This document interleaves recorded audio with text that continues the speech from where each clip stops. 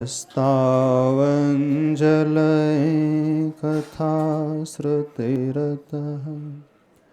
कर्णोऽक्षिसम्प्रेक्षते स्वस्तत्यां व्यसेनं शिरोन्नतिपरं सेवेन्द्रशीयेन ते तेजस्वी सुजनोऽहमेव सुकृते तेनैव तेजः पते तेनैव तेजः पते। देवादिदेव 1008 शिकारी श्री पार्श्वनाथ भगवान की, गुरुनाम गुरुआचार्य भगवान श्री ज्ञान सागर जी महाराज की जय। संत श्रोमणी आचार्य भगवान गुरुदेव श्री विद्यासागर जी महाराज की, निर्यापक श्रमण मुनि वीर सागर जी महाराज की जय। समस्त मुनि संघ की जय। विषय प्रभु के दर्शन का, प्रभु की भक्ति का। आवाज आ रही है?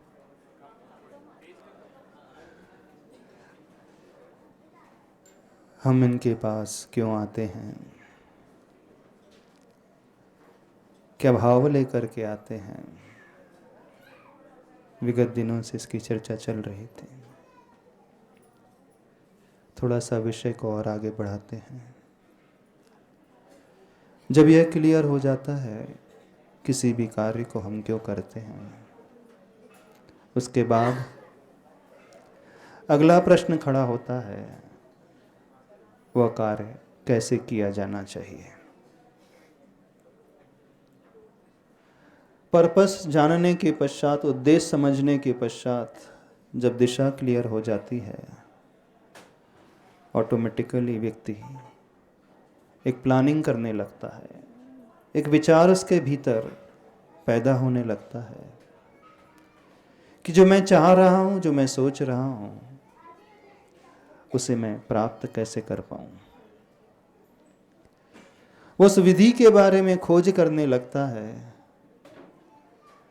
किस विधि से मैं अपनी मंजिल तक पहुंच पाऊंगा। विधि को हम अच्छे से समझ लें तो हम अपनी मंजिल तक भी आसानी से पहुंच सकते हैं। आज तक सबके साथ यही हुआ है। पहली बात तो व्यक्ति यही नहीं समझ पाता है इनके पास क्यों आ जाता है, लेकिन कुछ व्यक्ति समझ लेते हैं कि नहीं, भगवान के पास आने का हमारा पर्पस उन जैसे गुणों को प्राप्त करना है, उन जैसा होना है और अपनी कमियों को दूर करना है। जैसे जैसे हम अपनी कमियों को दूर करते चले जाएंगे, वैसे वैसे हमारे भीतर वह गुण स्वतः ही प्रकट होते चले जाएंगे। बेसिकली भगवान हमें कुछ देते नहीं हैं, ना ही वो दे सकते हैं। भगवान का आलम्बन लेकर के हम जो करते हैं, जो हमारे भीतर छिपा हुआ है, बस उसे ही उद्घाटित करते हैं। हमारे भीतर बहुत बड़ा पोटेंशियल छिपा हुआ है, बहुत शक्ति छिपी हुई है, लेकिन आज तक हम शक्ति को हम पहचाना नहीं पाए हैं। जैसे ये ज्ञात हो जाता है कि पोटेंशियल मेरे भीतर है, शक्ति मेरे भीतर है, तो एक आत्मविश्वास, एक कॉन्फिडेंस लेवल स्वतः ही बढ़ता चला जाता है। जो मेरे पास है, कहीं बाहर से मुझे लाना नहीं है लेकिन खो गया है लेकिन मैं देख नहीं पाया हूं, है लेकिन मुझे आज तक किसी ने बताया नहीं है लेकिन मेरी दृष्टि उस ओर नहीं गई है। बस दृष्टि उस ओर जाते ही एक अलग ही उमंग भीतर पैदा हो जाती है, एक अलग ही उत्साह भीतर पैदा होने लगता है। न जाने हम कहां तक खोजते रहे, कब से खोजते रहे, लेकिन हमारे ही भीतर है वो। हमें कहीं बाहर से नहीं लाना है। भगवान एक निमित्त के रूप में, गुरु एक निमित्त के रूप में होते हैं, उसे खोजने में जो हमारे भीतर छिपा हुआ है, हमारे नहीं सबके भीतर छिपा हुआ है। सबके भीतर, चाहे वो छोटा हो चाहे वो बड़ा हो, चाहे वो मनुष्य हो चाहे वो पशु हो, चाहे पुरुष हो चाहे वो स्त्री हो, चाहे वो अमीर हो चाहे गरीब हो, चाहे वो जैन हो चाहे वो अजैन हो, सबके भीतर छिपा हुआ है। कोई भी यहां पर ऐसा नहीं है जिसके भीतर वह छिपा ना हो, लेकिन आज तक हम उसे समझ नहीं पाए। समझे हम उसे, हमारे भीतर क्या छिपा हुआ है। हम कहां तक भटकते आ रहे हैं, कब से भटकते हुए आ रहे हैं, क्या करते हुए आ रहे हैं। जो सम्यक दृष्टि जीव होता है, आस्थावान जीव होता है, विश्वास से भरा हुआ जो जीव होता है, वो जब भगवान को देखता है, प्रभु को दर्शन करता है, तो अपने भीतर छिपे हुए भगवान को भी देख लेता है। ये वेदी में बैठे विराजमान प्रभु को देख करके उसकी दृष्टि में ये भाव आने लगता है कि जब ये वो कार्य कर सकते हैं तो मैं क्यों नहीं कर सकता। जब हम इनके अतीत को झांक करके देखते हैं, इनका अतीत बिल्कुल हमारे जैसे ही था, पूर्व का। इनके अतीत और हमारे वर्तमान में कोई अंतर नहीं। जो हम आज कर रहे हैं, जो भटकता हुआ हम जीवन बिता रहे हैं, ये भी कभी ऐसे ही भटकते हुए जीवन व्यतीत करते थे। ये भी कई बार भटके, कई बार न जाने कहां कहां की ठोकरें खाए इन्होंने भी, लेकिन जिस दिन दृष्टि उनकी गई अपने होनहार भगवान की ओर, बस वहीं से उनका जीवन बदलना प्रारंभ हो गया।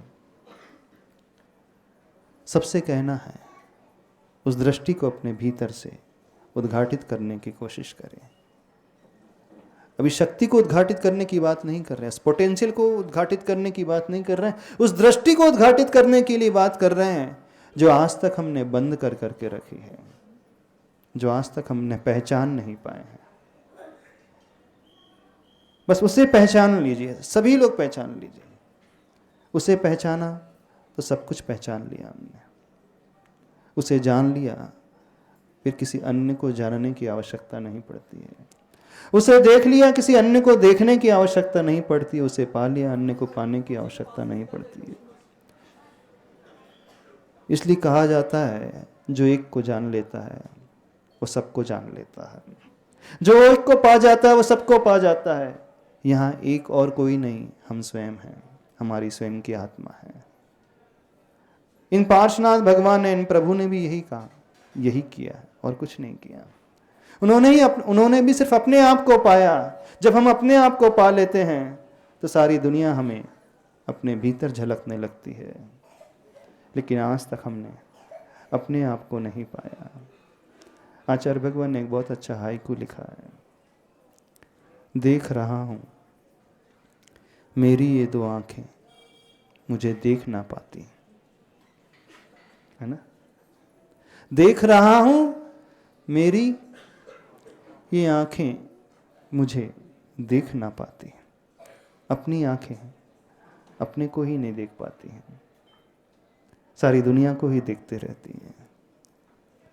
जब से ये आंख खुलती है हम सारी दुनिया को ही देखने का पुरुषार्थ करते हैं, सिवाय अपने को। आज तक हमने अपने आप को देखने की कोशिश नहीं करी। इन प्रभु को देख करके भी हमें सिर्फ अपने आप को देखना सीखना है और कुछ नहीं है। इन प्रभु के पास आकर के उस ललक को भीतर पैदा करना, उस दृष्टि को भीतर पैदा करना है, जिस दृष्टि से मैं अपने आप को खोज पाऊं, मैं अपने आप को देख पाऊं।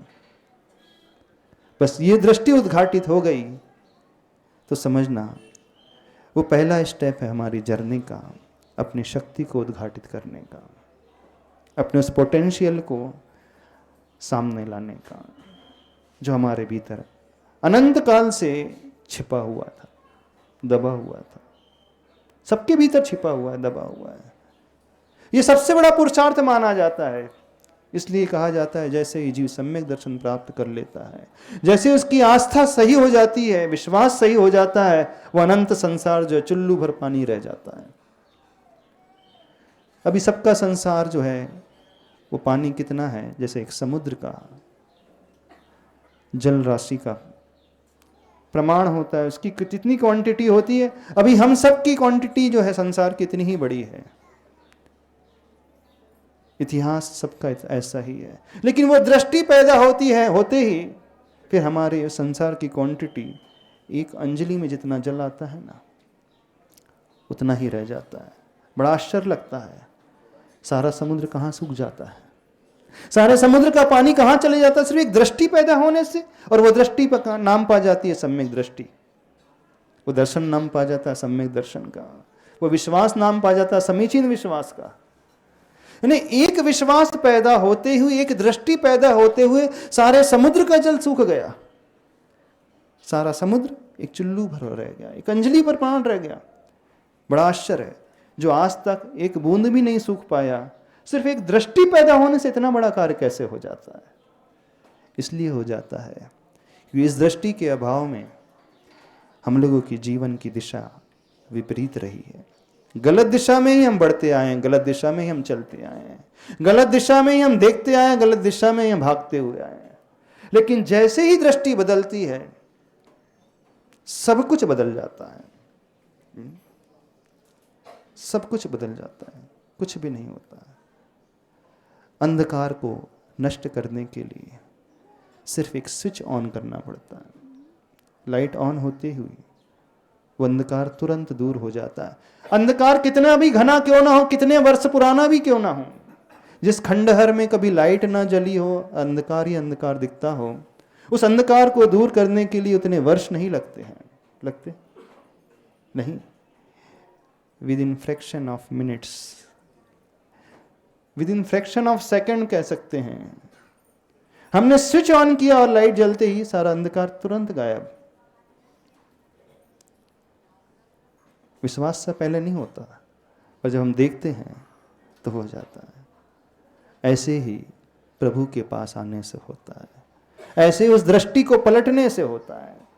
बस उसी का यह प्रताप है कि हमारा सारा संसार जो है, जो अभी असीम था, अनंत था, बहुत लिमिटेड हो जाता है।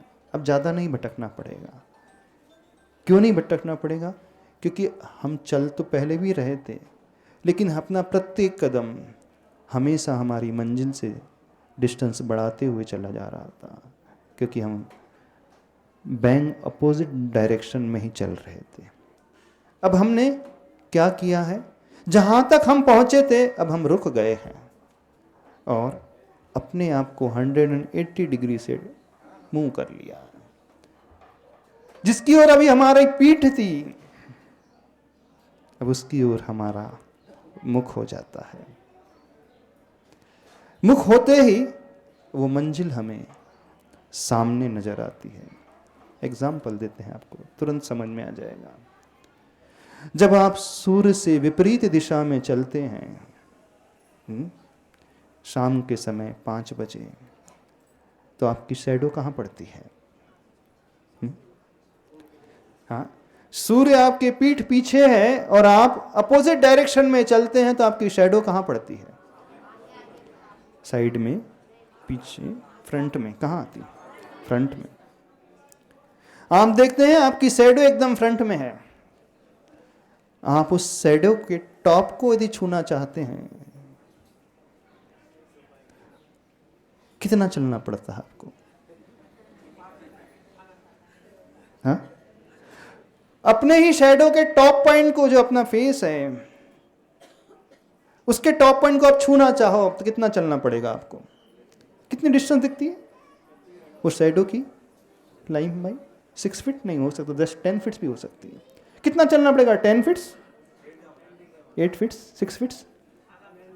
पूछना चाह रहे कितना? अरे 8 फीट दूरी तो दिख रही है वो शैडो, बस उसे छूना है और कुछ नहीं करना है। 8 फीट चल कर छू लेंगे अपन? नहीं छू पाएंगे। क्यों नहीं छू पाएंगे? हाँ, जितना हम आगे बढ़ते चले जाएंगे शैडो उतने ही आगे चलते चले जाती है। आज तक हम सिर्फ यही करते आए हैं, अपनी शैडो के टॉप को पकड़ने के लिए शैडो के पीछे भागते हुए आए हैं। आज तक यही किया, हर व्यक्ति ने अपनी परछाई को पकड़ने के लिए उस परछाई के पीछे भागा है। अब यदि आप चाहते हैं कि परछाई आपके पीछे भागे तो क्या करना होगा? वो शैडो आपको फॉलो करे। अब आप शैडो को फॉलो नहीं करने, शैडो आपको फॉलो करे तो क्या करना होगा? बस कुछ नहीं करना है, 180 डिग्री टिल्ट करना है। जो सूर्य अभी हमारे पीछे था, अब सूर्य हमारे सामने आ जाता है। सूर्य आगे आते ही अब हम शैडो के पीछे नहीं रहेंगे, शैडो हमें फॉलो करेगी। समझ रहे हो? आज तक हम उस ज्ञान सूर्य से विपरीत दिशा में भागते आए हैं, उस सूर्य से विपरीत डायरेक्शन में चलते हुए आए हैं और कोशिश कर रहे हैं कि कभी पकड़ में आ जाए, कभी पकड़ में आ जाए। आज नहीं तो कल तो आ ही जाएगी। कोशिश तो करते हैं, लगता है ऐसे ही तुरंत तो आ जाएगी, ज्यादा तो है नहीं। हर व्यक्ति का पुरुषार्थ आज तक विपरीत दिशा का रहा है, वो सूर्य से ठीक विपरीत दिशा में चलता आया है। बस दृष्टि बदलते ही क्या हो जाता है, अब हम सूर्य से अपोजिट डायरेक्शन नहीं है, अब हम सूर्य के सामने आ जाते हैं। अब सूर्य के सामने आ गए, कुछ नहीं करना, अब हमें कुछ नहीं करना, हमें कुछ भी नहीं करना। वो शैडो अपने आप आते चले जाएगी, आते चले जाएगी। ये प्रताप होता है दृष्टि के बदलने का। इसलिए शास्त्रों में कहा है, दृष्टि समीचीन होते ही संसार का उस व्यक्ति का चुल्लू भर रह जाता है। समझना इस बात को, क्यों चुल्लू भर रह गया, क्यों अंजलि भर रह गया? क्योंकि अब उसके चलने की दिशा समीचीन होगी, सही होगी। अब वो जितना आगे बढ़ेगा वो उसका पीछा करते चली जाएगी शैडो। आज तक हर व्यक्ति चलता आया है, दौड़ता आया है, लालच में दौड़ता आया है, उस शैडो को पकड़ने के लिए दौड़ता आया है। लेकिन जितना हम दौड़े हैं, हमने सूर्य की ओर पीठ करके विपरीत दिशा में हमने दौड़ लगाई है, चले हैं, भागे हैं। प्रभु मिलते ही, ये बात समझते ही अब हमारी दिशा बदल गई। बस दिशा बदल गई तो समझना, अब वह शक्ति भी जो छिपी थी अब उद्घाटित हो जाएगी। अब उसे कोई नहीं रोक सकता संसार में भटकने से, नहीं उसे ऊपर उठने से कोई नहीं रोक सकता। एक दिन बहुत जल्दी वो ऊपर पहुंच जाएगा, बिल्कुल उन जैसा हो जाएगा जो सामने वेदी में बैठे हुए भगवान है। बिल्कुल उन जैसा हो जाएगा, जैसे प्रभु सामने बैठे हैं ना, उन्हीं जैसा हो जाएगा। क्यों? क्योंकि हमने अपने आप को पहचान लिया, हमने अपनी दिशा को पहचान लिया, हमने अपनी शक्ति को पहचान लिया। आज मुझे वो दृष्टि मिल गई प्रभु के पास आने से, गुरु की बात को सुनने से, गुरु की बात समझ में आने से आज मुझे वो एक नया जीवन मिल गया, एक नई सोच मिल गई, एक नई धारणा पैदा हो गई मेरे भीतर। अब फिर मैं क्या करूँगा? अपने ही आंखों से अब मैं अपने आप को देखूंगा। अब कैसे देखेंगे अपनी आंखों से अपने आप को? कैसे देखोगे आप? देखोगे जिन आंखों से सारी दुनिया को देखा था, उन आंखों से अपने को देखना है। देख लोगे? बड़ा सिंपल है। नहीं, दुनिया को देखना बंद नहीं करना, आंखें भी बंद नहीं करना, कुछ नहीं करना है, सिर्फ एक मिरर लाना है सामने। दर्पण सामने आते ही अब हम अपनी आंखों से अपनी आंखों को देखेंगे। अभी तक इन आंखों से दुनिया को देखा था, सारे लोगों को देखा था, बस मिरर आते ही अब हम अपने आप को देखने लगेंगे। इसलिए ये प्रभु है ना, मिरर की भांति हैं, आईने की भांति हैं, जो हमें हमारा रूप दिखाते हैं, हमारा परिचय हमसे करवाते हैं। ये परिचय होते ही अब हम अपने चेहरे की कालिक पोंछते चले जाएंगे। अपने फेस में जो दाग आदि थे जो स्पष्ट हमें दिख नहीं रहे थे, स्पष्ट नजर आ जा रहा है कि नहीं यहाँ कुछ तो भी लगा है, इसको धो लिया जाए, है ना। यहाँ कुछ तो भी समझ में नहीं आ रहा है, इसको भी धो लिया जाए। रोज आप धोते हो चेहरे को अपने, फेस को वॉश करते हो कि नहीं? रोज मिरर देख करके ही करते हो, आईना देख करके ही करते हो। जब आप ड्रेसिंग टेबल में बैठते हैं, आप भी बैठते हैं, आप भी बैठते हैं? नहीं बैठते ड्रेसिंग टेबल? जेंट्स लोग नहीं बैठते ड्रेसिंग टेबल, फीमेल ही बैठती। हाँ, जब ड्रेसिंग टेबल के सामने आप बैठते हैं क्या देखते हैं? आईना देखते हो? नहीं, आईने में अपने रूप को देखते हो। उस आईने में पड़ने वाले, दर्पण में पड़ने वाले उस छवि को देखते हो, प्रतिबिंब को देख करके फिर अपने चेहरे को साफ करते हो। आईने को साफ नहीं करते? करते नहीं। हाँ, दिखाता आईना है कि चेहरे में कुछ लगा है, लेकिन साफ अपने चेहरे को किया जाता है, ना कि आईने को साफ किया जाता है। ऐसे ही प्रभु के दर्शन को करके, प्रभु के रूप को देख करके अब हमें अपने स्वरूप को देखना है। जैसे आप चेहरे को साफ करते हो, वैसे ही अपने अंतरंग को साफ करना है। अंतरंग साफ होते ही जो लगा है अंतरंग, जो आ जाएगा, वो शक्ति जो भीतर है, पोटेंशियल, वो उद्घाटित अपने आप हो जाएगा, कुछ नहीं करना पड़ेगा। तो कितने लोग जिन दर्शन से निज दर्शन करते हैं, कितने लोगों का जिन दर्शन का नियम है? वेरी गुड, सबका नियम है। कितने लोगों का निज दर्शन का नियम है?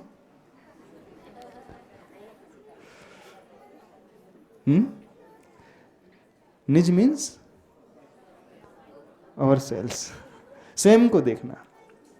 लेटर ही बदलना है। जिन में और निज में क्या अंतर है? उसमें भी ज है, देन न है, इसमें भी न है और ज है, बस इंटरचेंज हो गए हैं। पहले ज था, देन न था, अब यहां पर न पहले आ गया, ज बाद में चला गया, तो जिन से वो निज हो गया। तो कितने लोगों का निज दर्शन का नियम है? एक कभी नहीं। अरे कैसे आईना देखते हो आप लोग? नहाने के बाद कैसा आईना देखते हो? ड्रेसिंग टेबल में आईने को साफ करते रहते हो क्या? सारे लोग आईने को साफ करते रहते?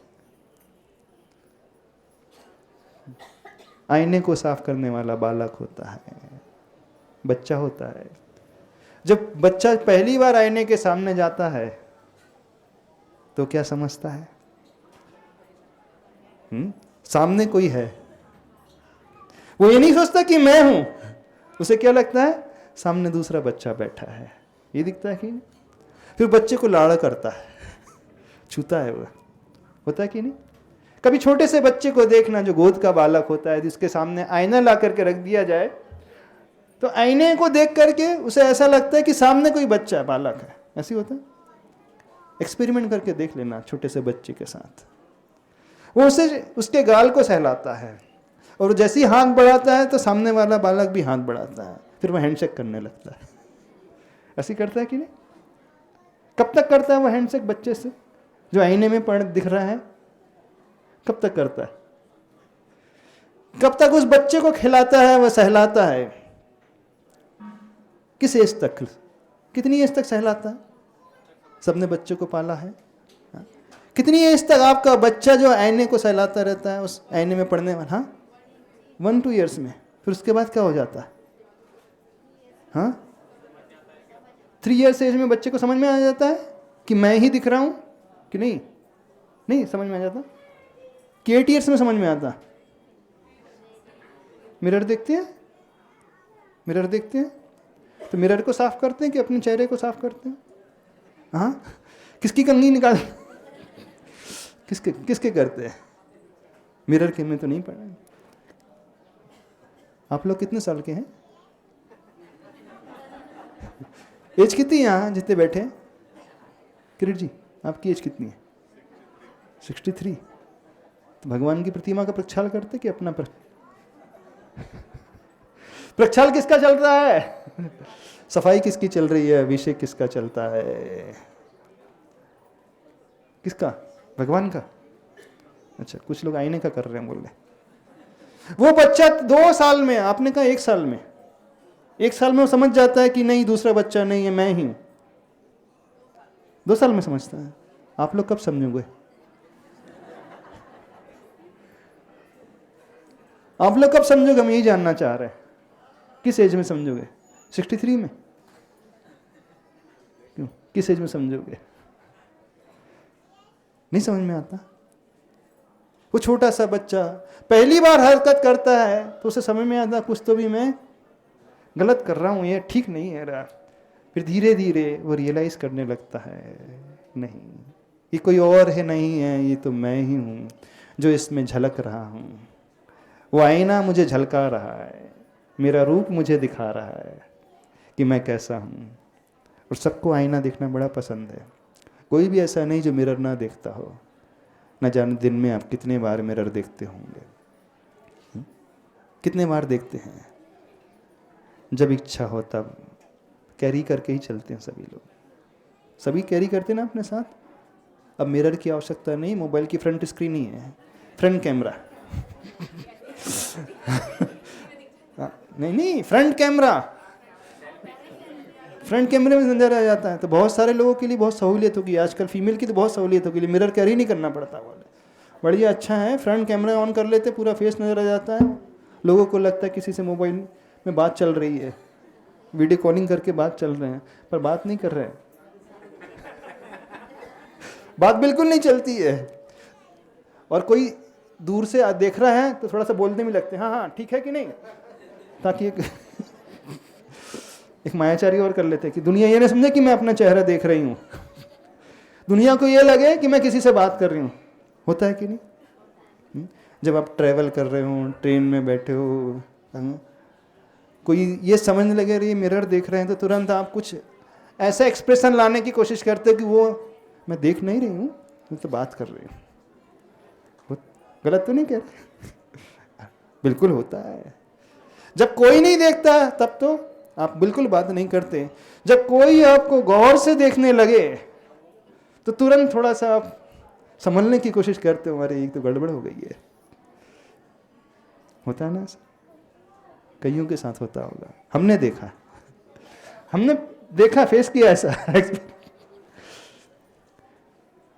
लेकिन जब मंदिर आते हैं, प्रभु के सामने आते हैं, कितने लोग अपना मार्जन करते हैं। कितने लोग अपना मार्जन करते हैं, प्रक्षाल अपना करते हैं। अच्छा, प्रभु के मार्जन का कपड़ा तो अंदर टंगा रहता है, हथकरघा का, कॉटन वाला। अपने आप के मार्जन का कपड़ा कौन सा रहता है?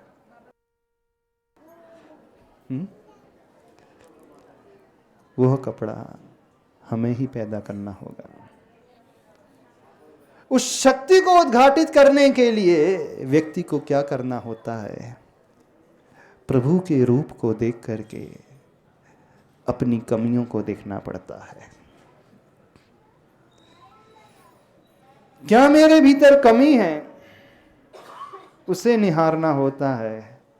इसलिए भक्ति के एक तरीके में बड़ा अच्छा तरीका आता है। व्यक्ति आत्मनिंदा करता है, व्यक्ति आत्मगर्हा करता है, व्यक्ति प्रभु के आगे कन्फेस करता है, स्वयं को धिक्कारता है, स्वयं के पापों का वह निवेदन करता है। सब कुछ जो भीतर छिपा हुआ है वो निकालने की कोशिश करता है। प्रभु की भक्ति नॉट नेसेसरी कि उनके गुणों को कह करके ही होती है। प्रभु की पूजा गुणानुवाद से ही होती है, ऐसा नहीं है। प्रभु की पूजा आत्मनिंदा से भी होती है। और रादर ये बहुत इफेक्टिव टूल है। इससे ज्यादा इफेक्टिव कुछ नहीं होता। गुणानुवाद करना बड़ा आसान होता है, प्रशंसा करना वैसे है तो वो भी डिफिकल्ट। फिर कंपैरेटिवली देखा जाए तो आत्मनिंदा से बड़ा आसान होता है भगवान आप तीन लोक के नाथ हैं, आप दाता हैं, आप रक्षक हैं, पालनहारा हैं, आप मुझे बनाने वाले हैं, आप करने वाले हैं। आपके बिना मैं कुछ नहीं कर सकता हूँ, जो हैं सो आप हैं। आप ही ने मुझे दिया है, आप ही ने मुझे संवारा है, आप ही ने मुझे पाला है, आपने ही मुझे पास पोषा है। हर विपरीत परिस्थिति में आप मेरे साथ खड़े थे, इसलिए आपका बहुत धन्यवाद। ये कहना बड़ा आसान है कंपैरेटिवली, लेकिन अपनी कमियों का बखान करना बहुत कठिन है। कठिन है। वो चेहरे में लगे हुए दाग को निकालना तो कथनचित आसान है, लेकिन अपने स्वरूप में लगे हुए उस कालिख को निकालना बड़ा कठिन है। हम सोच रहे हैं एक सेशन शुरू किया जाए, कन्फेशन सेशन।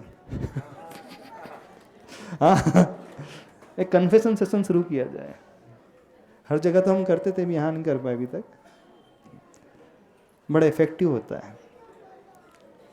कई बार प्रभु से बड़ा दर्पण जो है गुरु का हो जाता है।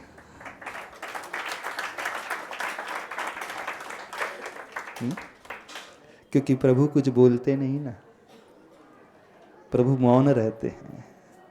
प्रभु हमारी ओर देखते भी नहीं हैं, वो तो सिर्फ अपनी नासाग्र दृष्टि करे हुए बैठे हैं, खड़े हैं।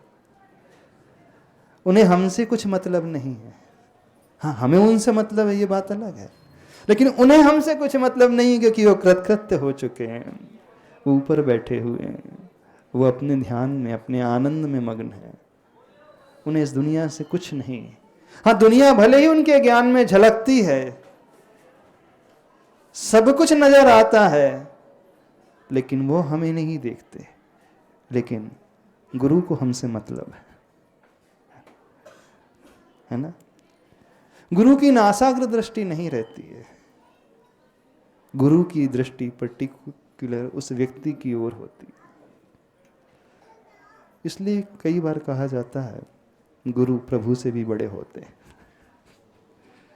सत्य कहा जाता है, उसमें कुछ भी एग्जैगरेशन नहीं है, क्योंकि प्रभु वो हो चुके हैं, वे पहुंच चुके हैं, लेकिन गुरु हमारे सामने है। उन्हीं के सामने जाकर के हम अपने स्वरूप को बिल्कुल प्रभु के स्वरूप जैसा बना सकते हैं, क्रिस्टल क्लियर। कोई दाग नहीं, कोई कालिख नहीं, कोई किट्टिमा नहीं, कोई धूल नहीं, कोई मिट्टी नहीं, कुछ भी ऐसा वैसा नहीं। जो अंदर है वो बाहर है, सब कुछ स्पष्ट रूप से। प्रभु को दर्पण कहा जाता है और गुरु को भी आदर्श कहा जाता है, और आदर्श संस्कृत में दर्पण ही कहलाता है। आदर्श का अर्थ होता है मिरर, आदर्श का अर्थ होता है रोल मॉडल, जो हमारा रोल मॉडल होता है। उस रोल मॉडल को देख करके हमें एक मोटिवेशन मिलता है, प्रेरणा मिलती है, नहीं मुझे कुछ इन जैसा होना है, इन जैसा पाना है, इन जैसा अपने आप को बनाना है। और उस दर्पण को देख करके हम अपने चेहरे की कालिख को पोंछते हैं, दूर हटाते हैं, अलग करते हैं। तो गुरु इस मायने में उनसे भी बड़े हो जाते हैं। शुरू करने से कन्फेशन सेशन। हाँ? हाँ? पर आसान नहीं होता है, बड़ा कठिन होता है, बड़ा कठिन होता है। मन की बात बाहर निकालना, मन के पाप को धो देना, मन की गठान को खोल देना, एकदम सरल और सहज हो जाना। उस रस्सी में जब गठान हो जाती है तो वह विघ्न बाधा पैदा करती है। कभी आपने कुएं से पानी निकाला हो, कुएं से पानी लिया, निकाला, खींचा। पुल्ली के थ्रू आप अपनी बकेट को रस्सी में बांध करके नीचे डालते हैं, और उस रस्सी में यदि बीच में गठान आ जाए, आचार्य भगवान ने बड़ा अच्छा वर्णन किया मूक माटी ग्रंथ में। जिस पुली से, जिस घिर्री से आप पानी खींच रहे थे और बीच में गठान आते ही बैलेंस बिगड़ जाता है। बाल्टी से पानी जो है, बकेट से पानी इधर उधर उछल करके गिरने लगता है। पुल्ली से अगर रस्सी उतर जाती, कई बार उतर जाती ना, तो गठान जब भी आती है वह इम्बैलेंस क्रिएट कर देती है। तो बड़ा कठिन होता है गठान को खोलना। सबके मन में न जाने कितनी गठान होंगी, कितनों के प्रति होगी, कितनी पुरानी होगी, कितनी मजबूत होगी। बहुत मजबूत होगी, है ना?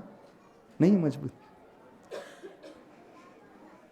अपने आप को साफ करने के लिए, क्रिस्टल क्लियर करने के लिए, वे ही ऐसे होते हैं माध्यम जिनके चरणों में बैठ कर के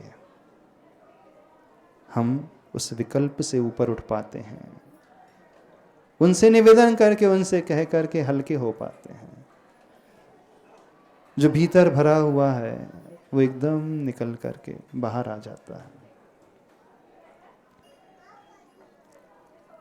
आप लोगों में हिम्मत है कन्फेस करने की? हाँ, बहुत करेज चाहिए, बहुत हिम्मत चाहिए।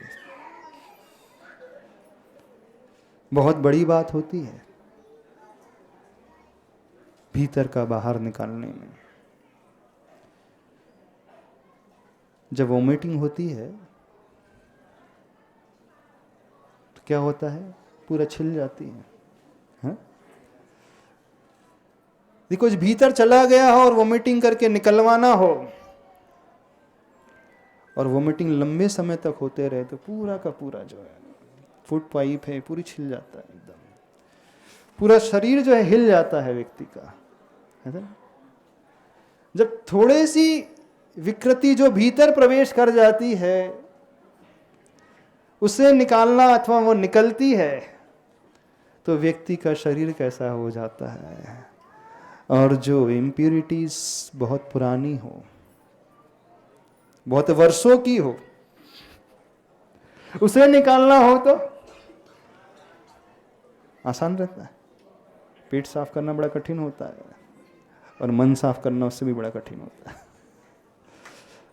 उससे भी कठिन होता है मन को साफ करना।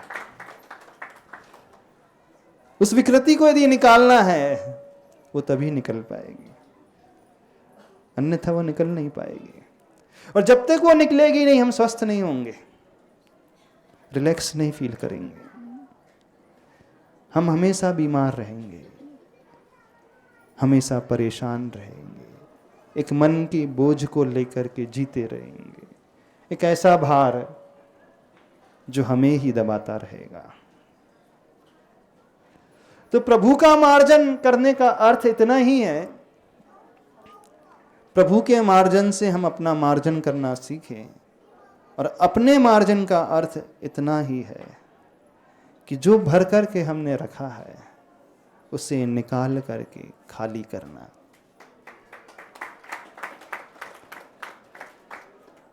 तब हमारा स्वरूप जो है प्रक्षालित होगा। हमारा रूप नहीं, स्वरूप की बात कर रहे हैं। रूप जो हमें नजर आता है, आप अपने रूप को तो प्रक्षालित करते हो। प्रक्षालित करते हो इन द सेंस नहाते हो, स्नान करते हो, फेस वॉश करते हो, सब कुछ करते हो।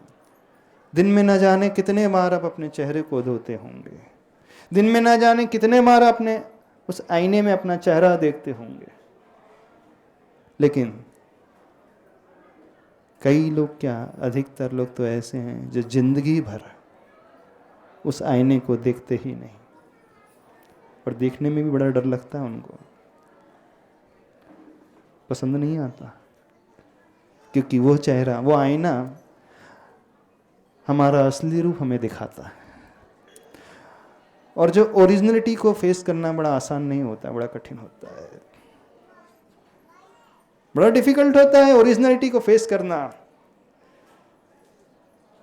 हम क्या हैं अंदर से, क्या हमने अपने आप को बना करके रखा है, उसे हम स्वयं नहीं देख पाते। बहुत मेहनत होती है, बहुत कुछ बदलना होता है, तब कहीं हम ऐसा कर पाते हैं। कर पाओगे आप लोग? हो पाएगा आपसे? इस दुनिया से जाओ ना, उससे पहले अपने आप को खाली करके जाना। बिल्कुल कह रहे हैं, मरने से पहले अपने आप को खाली कर देना, अपने मन को एकदम निर्मल बना लेना, स्वच्छ बना लेना, तो हल्के होकर के जाओगे। और भरा हुआ जो रहता है वो नीचे जाता है ना। जो जितना हैवी होता है, ग्रेविटेशनल फोर्स क्या कहता है, भारी वस्तु हमेशा ग्रेविटी के कारण नीचे आती रहती है। और ग्रेविटेशनल फोर्स वही हो और वो हल्की वस्तु होती है, वो उड़ते रहती है। कुछ फूल होते हैं एकदम छोटे छोटे से, दिखा, कॉटन जैसे दिखते हैं एकदम, वो कभी नीचे नहीं गिरते। ग्रेविटेशनल फोर्स वही रहता है, गुरुत्वाकर्षण वही है शक्ति, फिर भी वहां फूल जो है ऊपर उड़ते रहते हैं। क्या वह ग्रेविटी काम नहीं करती? हाँ? अर्थ का ग्रेविटेशनल फोर्स वहां काम नहीं करता? क्यों नहीं काम कर रहा? ग्रेविटेशनल फोर्स तो वैसा ही है, प्रत्येक हर ऑब्जेक्ट के लिए वैसा ही है। उतना गुरुत्वाकर्षण बल होते हुए भी वह जो फूल नीचे नहीं आता है और आसमान में उड़ते रहता है। देखा आपने कई वो छोटे छोटे से फूल होते हैं, एकदम उसमें छोटे छोटे से बाल होते हैं, क्या बोलते हैं उसे? हाँ, डंडे नहीं, हाँ नहीं, व्हाइट कलर के होते हैं, डैंडेलियंस। क्यों होते रहते हैं? हम सिर्फ ये जानना चाहते हैं आपसे। हल्के होते, क्या वेटलेस हो जाते हैं? वेटलेस तो नहीं होते, वेट तो रहता है कुछ ना कुछ। वेटलेस नहीं होते हुए भी ऊपर उड़ रहे हैं, इसलिए वो नीचे नहीं आते। वेट होते हुए भी वो निग्लिजिबल वेट रहता है, यानी जितना वो हल्का हो जाता है वह उतना ही ऊपर उड़ते रहता है। और जैसे यदि उसमें एक पानी की वाटर की ड्रॉप गिर जाए, एक बूंद पानी आते ही वो नीचे आ जाएगा तुरंत। देखना, कभी ध्यान से देखना, एक बूंद पानी लगते ही वो फूल नीचे आ जाएगा। नहीं, सिर्फ एक ड्रॉप से इतना अंतर आ गया। आपके पास कितने ड्रॉप्स हैं? आपके पास कितना वेट है, कितना भार है? आपकी आत्मा में, आपके मन में कितना भार है? ऊपर रहोगे, नीचे आओगे? कहां, ऊपर की नीचे? देखना, समझने की कोशिश करना। हम क्या कह रहे हैं? हमने कहा था दृष्टि बदलते ही व्यक्ति का सब कुछ बदलता है। नहीं, दृष्टि उसकी समीचीन हो जाती है तो वो अपने आप को हल्का करना प्रारंभ कर देता है। दृष्टि समीचीन होते ही वो अपना प्रक्षालन करना प्रारंभ कर देता है, अपने आप को साफ करना प्रारंभ कर देता है। बाहरी रूप को नहीं, अंतरंग स्वरूप को बदलने की कोशिश कर लेता है। दृष्टि हिलती वो शांत नहीं बैठ सकता, वैसा ही नहीं बैठ सकता। जब जब वो प्रभु का प्रक्षालन करता है तो वो तुरंत सोचता है कि मैं अपना प्रक्षालन कब करूंगा, और अपने प्रक्षालन के लिए फिर कैसे कभी ऐसे व्यक्तित्व की तलाश करता है जिसके पास जाकर के मैं अपने आप को मांझ सकूं, परिमार्जन कर सकूं, साफ कर सकूं। खोजता है ऐसे व्यक्ति को जिसके चरणों में बैठ करके मैं अपने भीतर का सब कुछ निकाल करके रख दूं। जो जो मैंने किया है, गलत किया है, जान करके किया है, अनजाने में किया है, सब कुछ कह दूं, कुछ भी नहीं बचा करके रख। वो करता है फिर, बिल्कुल ऐसी कोशिश करने लगता है। तो आप सभी लोगों से कहना चाहते हैं, इस प्रकार से आत्म प्रक्षालन करना शुरू करो। ये कहलाता है निज दर्शन। समझ रहे हो? जिन दर्शन से निज दर्शन कैसे होता है? जब हम आप लोगों को देखते हैं भगवान के दर्शन करते हुए, हमारे मन में न जाने क्यों विचार आता है। कह दें क्या विचार आता है? हाँ? कह दें, हमारे मन में विचार आता है ये लोग आईना देख रहे हैं और सिर्फ आईने को ही साफ कर रहे हैं। हमारे मन में यही विचार आता है, ये आईना देख रहे हैं और आईने को ही साफ कर रहे हैं। उस बच्चे की याद आ जाती है, 1 साल वाले बच्चे की, जो आईने को पकड़ता है, आईने को छूता है, आईने को नहीं छूता, आईने में पड़ने वाले प्रतिबिंब को छूने की कोशिश करता है, उससे वो दोस्ती करने की कोशिश करता है। पता नहीं क्यों वो याद आने लगता है। थोड़ा सा बड़े हो जाओ आप लोग, मैच्योरिटी लाना सीखो। मैच्योर नहीं हो, मैच्योरिटी कब आएगी आप लोगों में?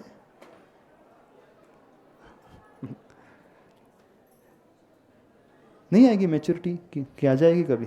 कब आएगी? आएगी कि नहीं कभी? हो सकता है दुनिया के लिए आप बहुत मैच्योर हों, अपने कलीग्स के लिए, अपने बच्चों के लिए आप बहुत मैच्योर हों, लेकिन स्वयं की ओर देखो आप कितने मैच्योर हो। क्या करोगे? इन जिन दर्शन से निज दर्शन करोगे? इन आंखों से अपनी आंखों को देखोगे? हाँ, अपने चेहरे को, इन आंखों को देखना भी आसान है, लेकिन अंदर देखना बड़ा कठिन है, आसान नहीं है। जिसे वो सूर्य नजर आ जाता है, प्रभु रूपी सूर्य, वो उनकी ओर बढ़ना प्रारंभ कर देता है। सूर्य से वो अपोजिट डायरेक्शन में नहीं चलता है, वह सूर्य की ओर बढ़ता है, प्रभु की ओर बढ़ता है। सूर्य की ओर बढ़ने का अर्थ है अपनी ओर बढ़ना। सूर्य तो एग्जाम्पल है, संत वो एग्जाम्पल है। हमारे भीतर भी एक आत्म सूर्य बैठा हुआ है, हमारे भीतर भी एक ज्ञान सूर्य बैठा हुआ है, हमारे भीतर भी वो होनहार भगवान बैठा हुआ है। इन भगवान के दर्शन से अपने होनहार भगवान को वह देखने की कोशिश करता है, और उन्हें देखने की कोशिश करते ही फिर वह अपने आप को मांझने की और साफ करने की कोशिश करता है, अपने भीतर जो भरा हुआ उसे निकालने की कोशिश करता है। गुरु के पास जाकर के अपना प्रक्षालन करता है, जो भी किया है वो कह देता है, रखता नहीं है, छिपाता नहीं है, बिल्कुल जो है एज इट इज कह देता है, स्पष्ट रूप से कह देता है। तब हमारा प्रक्षालन अच्छे से होता है। तो ये कहलाते हैं निज दर्शन। ये तरीका होता है निज दर्शन का, इसके बिना ये कभी संभव नहीं होगा। कर लोगे अपने अपने का दर्शन? हाँ, अपने दर्शन करने के लिए पहले जो कोटिंग है ना उसे निकालना पड़ता है। बहुत मोटी यदि लेयर आ जाए, जब आप होली खेलते हो ना, होली खेली नहीं कभी? सबने होली खेली होगी। जब होली खेलते हो, पूरे रंगे हुए होते हैं आपका पूरा फेस, पूरी बॉडी, उस समय आप आईने में देखते हो तो क्या दिखता है? हाँ, कौन सा रंग दिखता है? अपना रंग दिखता है? नहीं, अपना रंग नजर नहीं आता है। वो गुलाबी रंग, वो लाल रंग ही नजर आता है ना। अब अपने रंग को, अपने शरीर के रंग को, अपने सुंदरता को देखने के लिए तुरंत आप उस होली के रंग को निकालते हो। जब तक वह रंग चढ़ा रहेगा अपना रंग नहीं दिखेगा। उस रंग को निकालना भी बड़ा कठिन होता है।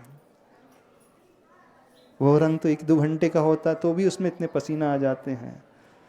और अपनी आत्मा में जो रंग लगा हुआ है कि आत्मा को देखने के लिए, निज दर्शन करने के लिए, वो कठोर रंग निकालना बड़ी टेढ़ी खीर होती है, आसान नहीं होती है।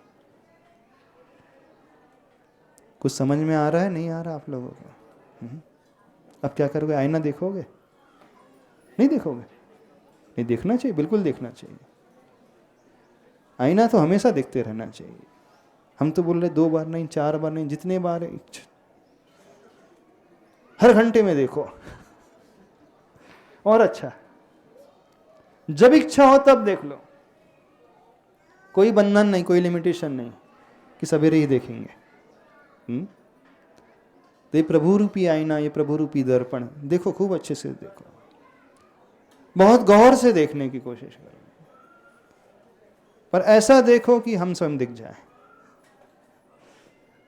तो वह जिन दर्शन सार्थक। नहीं है तो आप लोग जानते हो क्या देखते हो? उस मिरर की फ्रेम को देखते हो। गोल्ड फ्रेम वाला है, सिल्वर फ्रेम वाला है, सर्कुलर है, रेक्टेंगल शेप का है, इलिप्टिकल शेप का है। फ्रेम ही देखते हो कि नहीं? नहीं देखते। मंदिर में आकर के काले रंग की प्रतिमा है, कितने फीट की है? 4 फीट की? राहुल कितने फीट की है? 3.5 फीट की है। कौन सा स्टोन है? कौन सा स्टोन है? सैंडस्टोन है कि मार्बल की? अच्छा, ये देखते हो? ये देखते हो ना? ये देखते हैं कि 3.5 फीट की है, ब्लैक रंग की है, खड़गासन है और फण वाली है। फण तो देखो गजब के फण दिख रहे हैं, प्रतिमा में सुंदर फण है कि नहीं? एकदम पूरे स्पष्ट नजर आ रहे हैं, जैसे साक्षात वो सर पर लगा, एकदम ऐसे दिखते हो ना? नहीं दिखते? और जो भगवान का जो फेस है, एकदम जो आईज बनी है ना, एकदम अलग ही प्रकार की है, ऐसा आर्ट कहीं नहीं दिखता। और नोज देखो भगवान की, नाक की देखो, और फेस कैसा दिख रहा है? एकदम फर्स्ट क्लास दिख रहा है, बढ़िया दिखता है। हाँ, हो गए जिन दर्शन। हो गए ना जिन दर्शन? नहीं हो गए? फ्रेम देखी आपने, बड़ी अच्छी फ्रेम देखी है, बड़े अच्छे तरीके से देखी फ्रेम आपने। भगवान को कब देखा? और अपने आप को कब देखा? क्या करोगे अब? बस अब जिन दर्शन से निज दर्शन, इस विधि को अपनाने की कोशिश करें तो बहुत जल्दी हमारा कल्याण हो जाएगा। अभी हमारा संसार बड़ा है, समुद्र की भांति है। ये दृष्टि आती ही अंजलि भर, और अंजलि भर दृष्टि होते ही अब उसे भी हमें सुखाना है, तो वो प्रक्षालन से होगा, आत्म प्रक्षालन से होगा। हो गया? टाइम हो गया? इतना ही कहना पर्याप्त समझते हैं। बोलिए आचार्य परमेष्ठी गुरुदेव श्री विद्यासागर जी महाराज की।